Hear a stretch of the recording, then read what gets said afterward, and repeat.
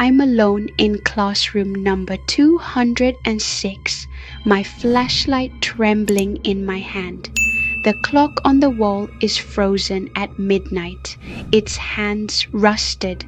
I'm filming for my blog, whispering to my phone's camera, when a loud bang shatters the silence. A desk slams to the floor behind me. I spin, heart pounding, and my light catches the window. A pale, eyeless face presses against the glass, staring straight at me. I scream and everything goes black. A week ago, I was just Sarah, a junior at Westbridge Community College, struggling with my journalism class. My professor assigned us to write about local history, and I chose the old Westbridge High School, abandoned since the 80s. Classroom number 206 had a dark reputation. Students vanished there in 1983, and no one ever explained why. I found online forums with ghost stories, but I didn't believe them, so I decided to visit at night, live streaming for my blog to prove it was all nonsense. The school squatted under a cloudy sky, its brick walls stained with decades of neglect. I parked my car and grabbed my phone, flashlight, and a backpack with snacks. The front gate was chained, but the lock was rusted through. As I slipped inside, a cold wind whistled through broken windows, carrying a faint, sour smell. I started my live stream, joking, ready to debunk some ghosts. But my chest felt tight. The foyer was a mess. Peeling wallpaper, shattered tiles, and a bulletin board with faded flyers from 1983. My flashlight swept the space, catching cobwebs and a faint chalky smell. I whispered to my live stream, "This place is creepy, but no ghosts yet." Then a distant thud echoed from upstairs, like something heavy falling. My viewers typed, "Check it out." I hesitated, my pulse quickening. I climbed the creaky staircase, each step groaning under my weight. The air grew colder, and my breath puffed in the beam of my flashlight. Graffiti covered the walls, but one phrase stood out, scratched deeply. 206 watches. My stomach dropped. I muttered to my phone, "Just vandals, right?" But the thud came again, louder from the second floor. I gripped my flashlight tighter and kept going. The second floor hallway stretched endlessly, lined with rusted lockers and classroom doors. My flashlight caught a sign for room 206 at the far end. The air felt heavy, like it was pressing on my chest. As I walked, a faint scratching sound started, like nails on a chalkboard, coming from behind the walls. I whispered to my live stream, "You guys hearing this?" The chat was frantic, begging me to leave. I didn't. I reached the door to classroom number 206. Its paint chipped, the number half faded. The scratching stopped, replaced by an eerie silence. My hand shook as I touched the handle. It was ice cold. I pushed the door open, and it creaked loudly, revealing darkness inside.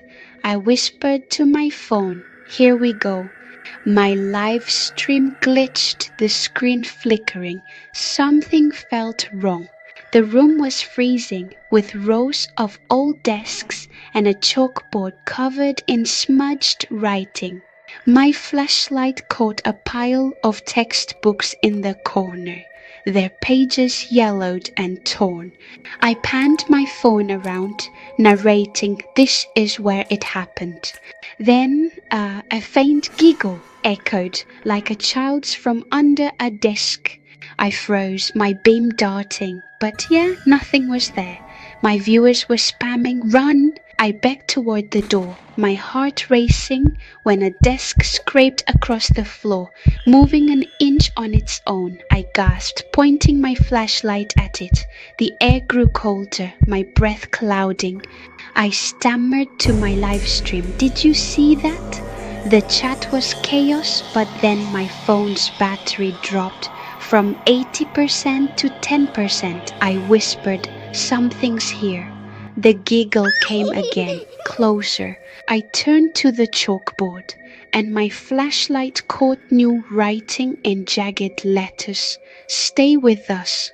My throat tightened. It wasn't there before.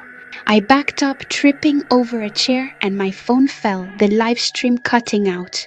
In the silence, a low hum started, like voices chanting faintly. I grabbed my phone and ran toward the door, but it slammed shut before it. I yanked at the door, but it wouldn't budge, like something was holding it. The hum grew louder, vibrating in my bones. My flashlight flickered, casting shadows that seemed to move on their own. I banged on the door, yelling, "Let me out!" Then a cold breath grazed my neck, and a child's voice whispered, "You can't leave." I spun, but the room was empty. In the dark, I fumbled for my phone's light and noticed a loose floorboard under a desk. I pried it up, revealing a trapdoor with a rusted latch. The hum was louder below, like a chorus of whispers. I hesitated, my hands shaking, but the door behind me rattled violently. I whispered, "No choice." I opened the trapdoor and climbed down a narrow ladder into the unknown. The ladder led to a damp, stone-walled room lit by a single flickering bulb. In the center was a circle of small charred shoes arranged like a ritual. The hum was deafening, and shadows writhed on the walls, forming childlike shapes. A voice boomed, "You belong here." I screamed, dropping my phone as the bulb exploded, plunging me into darkness. "You belong here." I scrambled blindly, my hands scraping stone until I found a metal grate. I kicked it open, crawling through a tunnel that reeked of mold. The whispers followed, pleading, "Stay." I emerged in the school's courtyard, gasping in the cold night air. The building loomed behind me, its windows dark. My phone was gone, left below. I ran to my car and didn't look back. Breathless, whispering, "Stay." At home, I tried to sleep, but nightmares of 206 haunted me. The next day, I checked my blog. My live stream had uploaded automatically. The last frame wasn't me escaping. It showed me standing in the underground room, smiling at the circle of shoes, my eyes empty. I don't remember that. Worse, my closet door now creaks open at night and I hear giggles. What's hiding in the places you think you've escaped? And what do you think Sarah saw in that underground room that changed her?